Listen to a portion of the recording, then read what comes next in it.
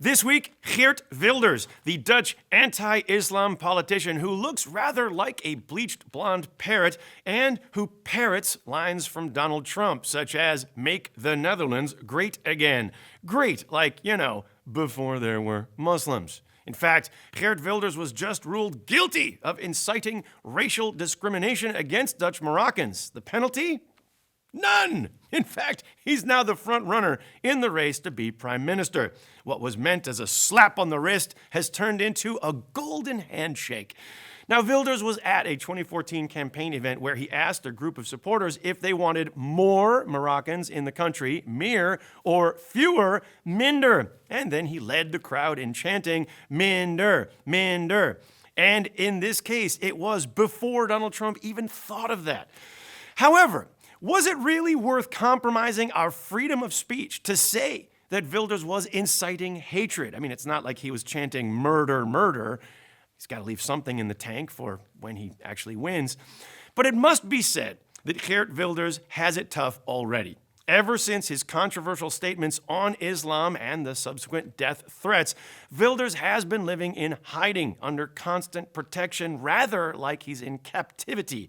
And he's chosen to name his political group the PVV Party of Freedom. I mean, starting a party called Freedom for Geert Wilders, it's rather like George Bush starting a party called Mentally Gifted. But is Wilders wrong for arguing that there should be fewer Moroccans in the Netherlands? Well, yes, but only because the Dutch specifically invited the Moroccans to come here in the first place because of a chronic labor shortage. Now, as Dutch families have fewer babies and society as a whole gets older, the Dutch call it vergrijzing or the graying. And unless the Dutch start doing the only solution is the browning. But hey, there are a lot of people who do agree with Geert Wilders. Do you know who some of them are? Moroccans. I've talked to some expats from Morocco's big cities like Rabat and Marrakesh, and the way they feel about a lot of the workers coming over from the small towns up in the hills, it's a lot like the way big city Americans feel about gun-waving, Bible-thumping Americans from the Appalachians, or the way some educated Dutch people feel about Geert Wilders. But should Geert Wilders have been ruled guilty? I mean, freedom of speech is important in the Netherlands, as is freedom of religion. Now, I live in the Netherlands, and I was even taking a course on how to be Dutch. And I learned a lesson called "the headscarf is a symbol of oppression," as I was sitting next to a group of women in headscarves. Awkward.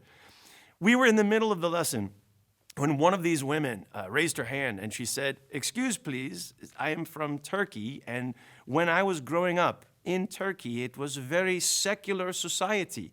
The headscarf was not allowed in public. You would get a big punishment. So when I came to the Netherlands and I could wear my headscarf in public, for me, the headscarf is a symbol of liberation." And the instructor said, "No, it's a symbol of oppression." So, as long as you're trying to get along and live here, yes, the freedom of religion is very important.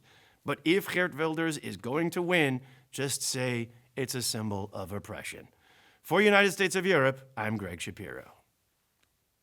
News.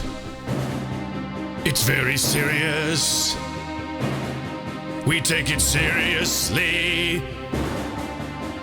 Seriously, here in the newsroom. Anything can happen, and that is why we play this very serious music in the serious newsroom.